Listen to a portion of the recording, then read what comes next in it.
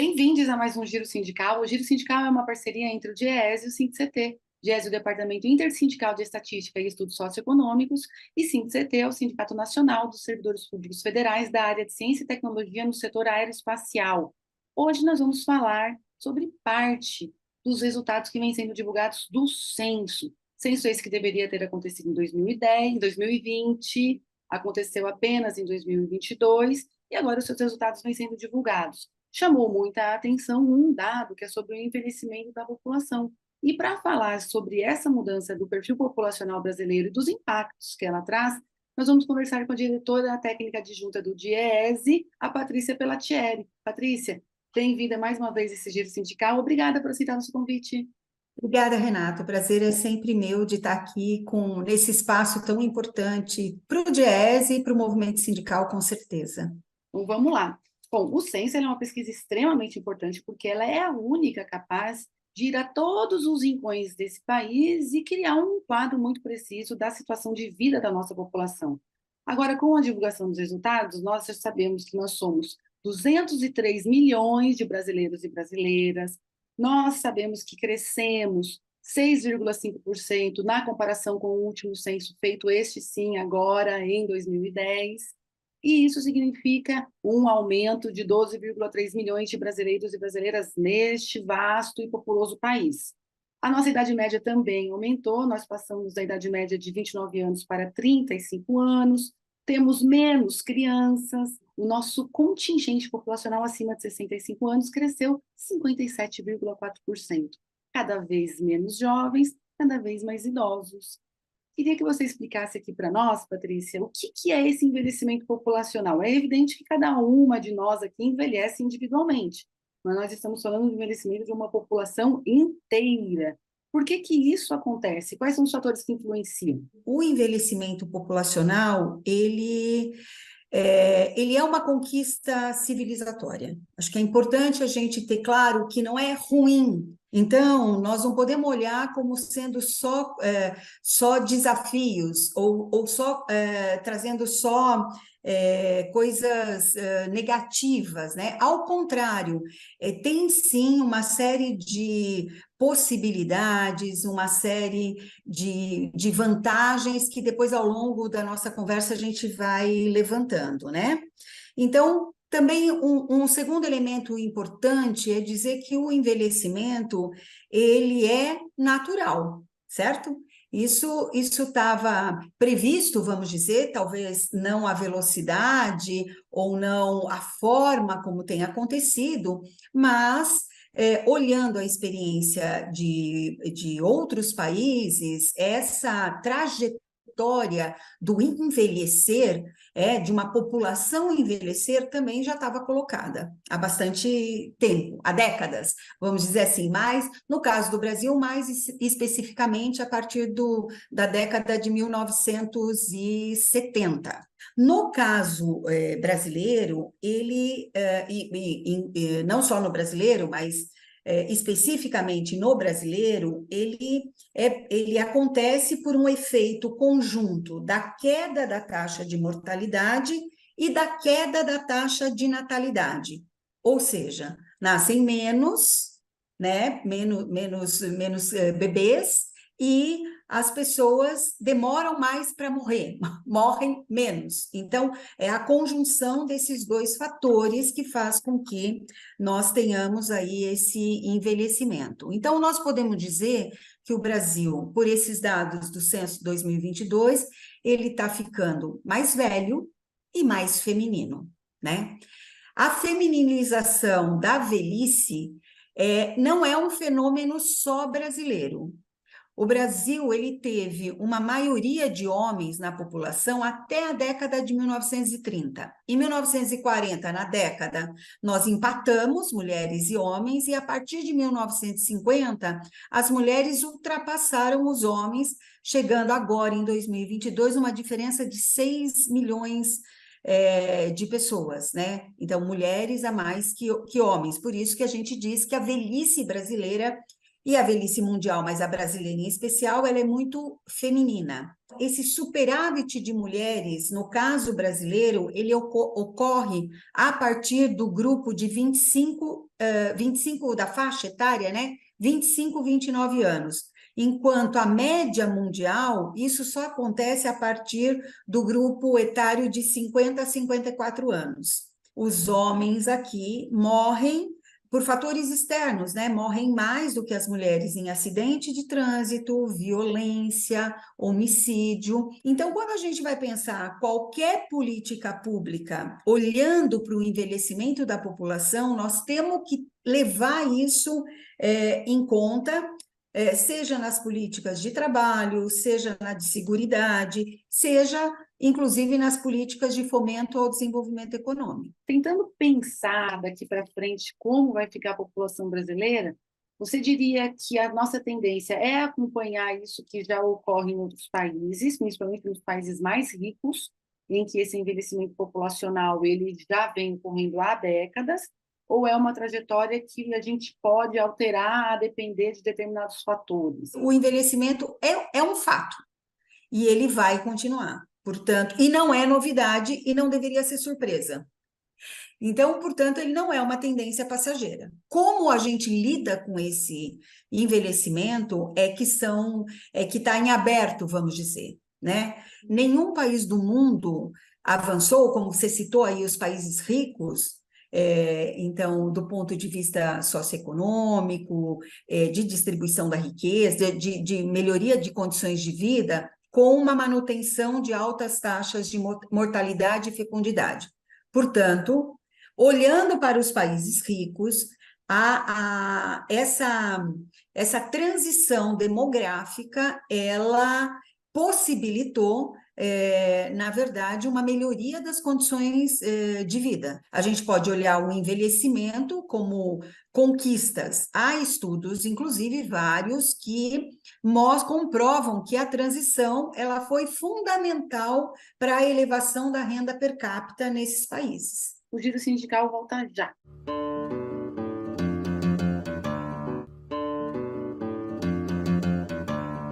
O Giro Sindical está de volta e este programa recebe a diretora técnica de Junta do Diese, Patrícia Pellatieri, e nós estamos conversando sobre as divulgações recentes do censo acerca da população. Patrícia, quando a gente fala em envelhecimento da população, tem dois termos que são muito frequentes, que são bônus demográfico e janela de oportunidades. Eu queria que você explicasse um pouco o que é cada um desses termos, e é muito comum que quando esses termos apareçam, eles apareçam associados à ideia de que há um risco do Brasil perder os benefícios desses dois itens. Bem, então, como eu disse, o envelhecimento no Brasil, ele começou lá no início da década de 1970, né? E prosseguiu nas décadas seguintes, culminando agora em 2022. Isso tudo em consonância com a queda da taxa de fecundidade. A diminuição de filhos diminui, portanto, as faixas de idade escolar e aumenta proporcionalmente os grupos etários em idade de trabalhar. Então, o que nós chamamos de bônus demográfico?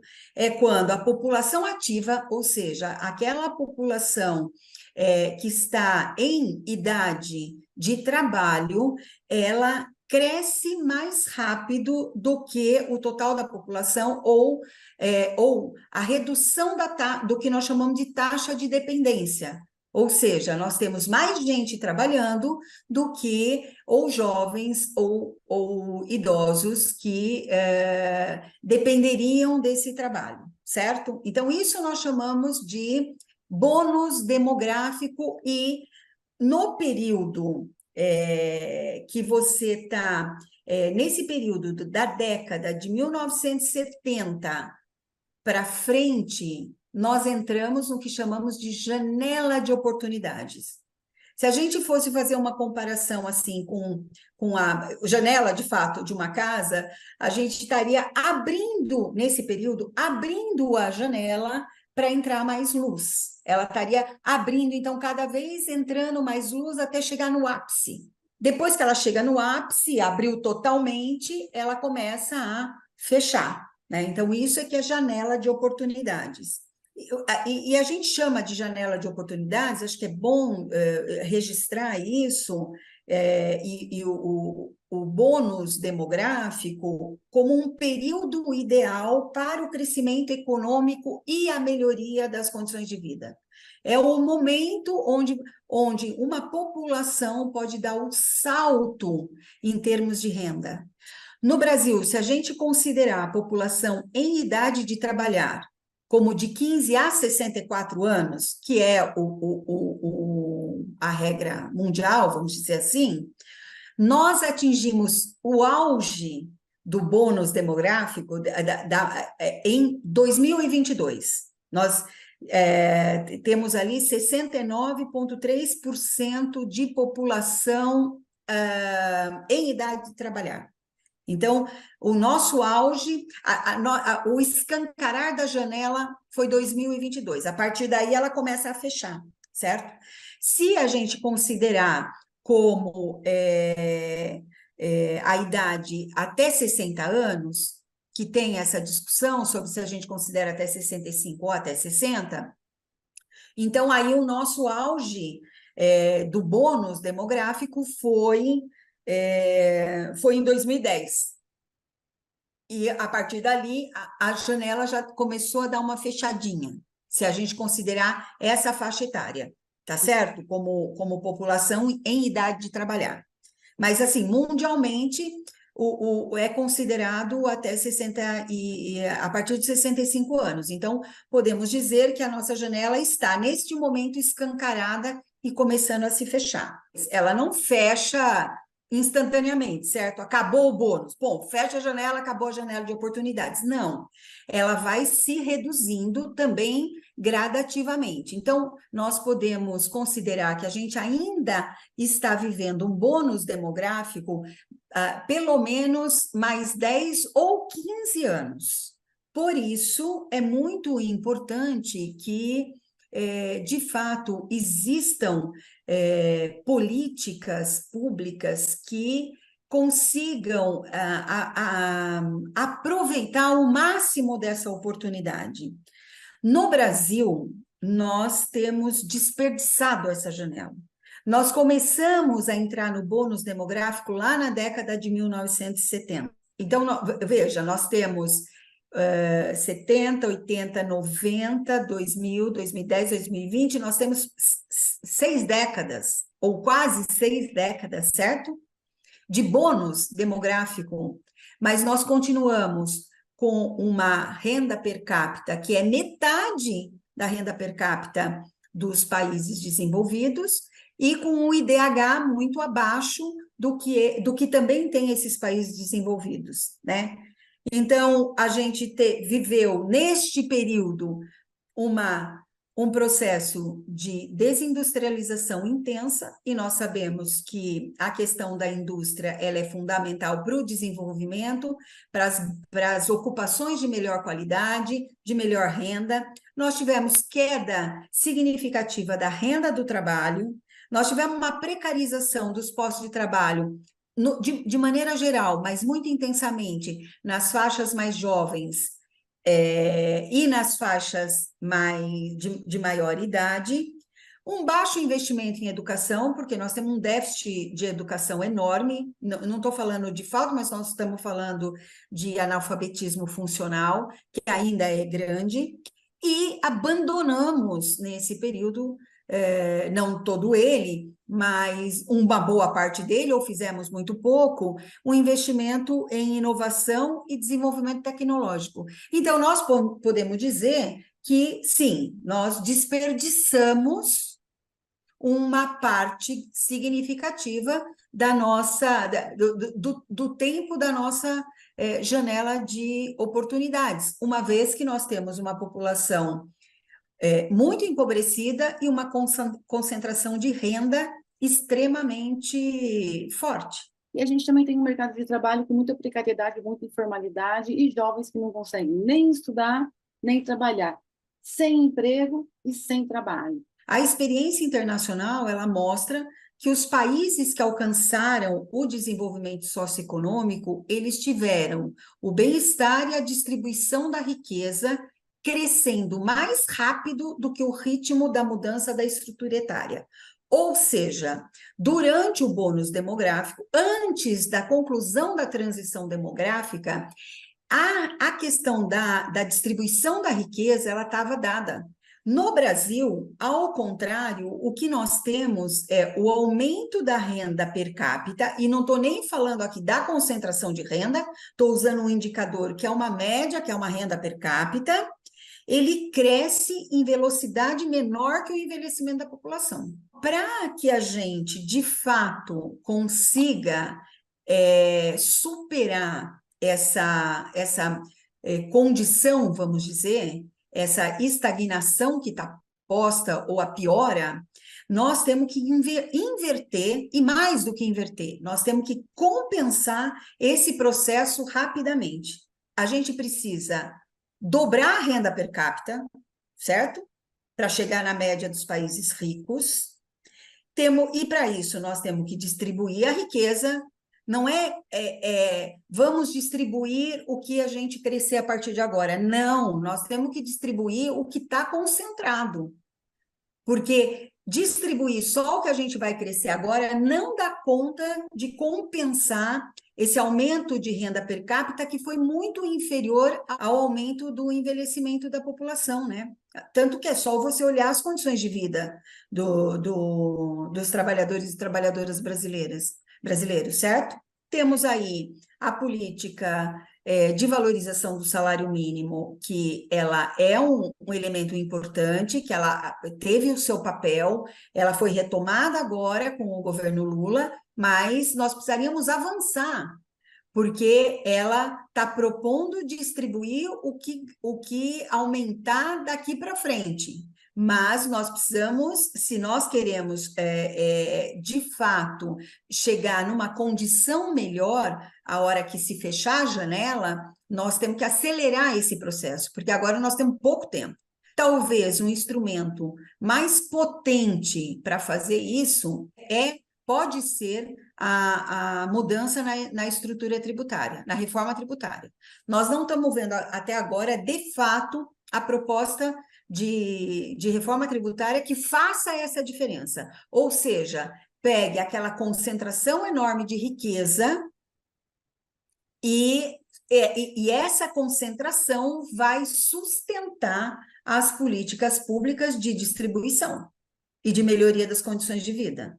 Então, vai cumprir, na verdade, aquilo que nós grafamos lá em 1988 na nossa Constituição, que era a questão da capacidade contributiva, que nós nunca cumprimos. Além disso, é preciso ter uma intencionalidade na geração de emprego e renda, de considerar as enormes desigualdades regionais, de raça, de gênero, e precisamos urgentemente tratar da questão da qualidade da educação, né, da formação, e o investimento, e aí pensando num segundo bônus demográfico, que é o bônus da produtividade, nós precisamos investir em ciência e tecnologia, né, em desenvolvimento tecnológico, porque isso também leva décadas para ter o resultado, né?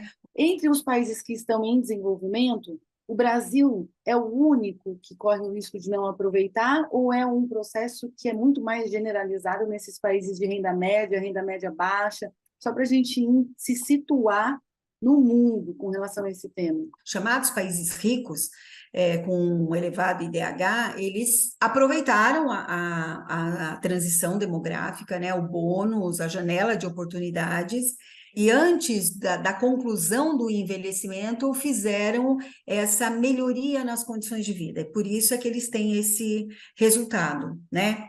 Agora, nós não somos os únicos, certo? A projeção aí da ONU mostra que até 2060, lá de uma lista de, se não me engano, 201 países, 190 países terão uma diminuição percentual dos jovens. Aqui, então, a questão é mesmo, não é um desafio só brasileiro, ele é um desafio de muitos países, mas colocar, voltar para a questão de como é que a gente aproveita esse tempo. Por exemplo, lá na projeção, a Coreia do Sul será a que terá a menor, vamos dizer, está lá o país mais envelhecido, ou seja, com menos jovens, mas eles estão fazendo um investimento muito intenso em desenvolvimento tecnológico. Então, a gente pode dizer que eles estão aproveitando aí, traçaram uma estratégia e estão aproveitando essa janela demográfica para dar salto, né? Pensando aí na questão do bônus, do segundo bônus demográfico, que é a questão da produtividade, né? E no caso, aí eu vou voltar para o Brasil, a gente volta aí a gente tem que olhar para os nossos velhos e novos dilemas, né? São os dilemas do nosso, da desigualdade do nosso mercado de trabalho. Então, hoje, se a gente pegar a faixa etária de 14 a 29 anos, a taxa de desemprego, ela é explosiva, ela está em 14%. Ela é muito maior do que a média da taxa de desemprego ou da taxa de desemprego dos chamados adultos. Nós temos mais 14% nessa faixa etária que não estão nem trabalhando e nem estudando, né? E tem uma parcela que estuda e trabalha e que, portanto, tem um déficit de estudo aí, por conta da necessidade do trabalho. Então, digamos assim, que a nossa oportunidade está muito nessa faixa etária da juventude, né? Nós temos aí pelo menos um quarto dessa população jovem trabalhando que é informal, trabalha sem carteira assinada. Quase um quinto, somando, né? Você pega esse um quarto, então você pega lá 22% que são jovens que trabalham sem carteira assinada. Aí você soma mais 17% que são os chamados conta própria, que também não tem a proteção social. Então, o que é que nós estamos construindo, entende? Quando você olha para isso, você fala, bom, nós temos problema, podemos ter problema de sustentação de um sistema de seguridade, porque parcela significativa da nossa população em idade ativa está no mercado informal, em empregos de baixa qualidade, de baixa remuneração, sem nenhuma proteção. Ou a gente muda, transforma esse mercado de trabalho, ou, de fato, a gente está fadado a um futuro um futuro empobrecido, né? E voltamos já já.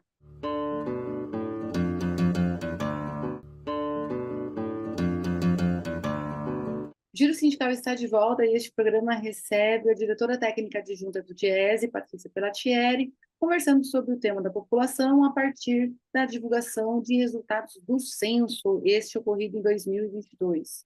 Patrícia, os países mais ricos, esses que já estão com a população mais envelhecida do que a nossa, como tem sido o comportamento deles com relação a políticas públicas, com relação a esse pós-bônus demográfico? Principalmente os países europeus, né? O estágio final da transição demográfica foi lá na segunda metade do século XX, quando a gente estava iniciando o nosso bônus demográfico, eles estavam no final da sua transição, né, demográfica. E aí, as questões de políticas públicas que são levantadas nesse momento para os formuladores, né, são políticas de saúde e prevenção, porque o envelhecimento traz também complicações na saúde que você pode estender, vamos dizer assim, se tiver políticas de prevenção. A questão da qualidade de vida é fundamental quando você discute envelhecimento, porque em que pese você possa aumentar a longevidade, precisa saber qual é a qualidade desse aumento da longevidade, né? As mulheres, por exemplo, que têm uma taxa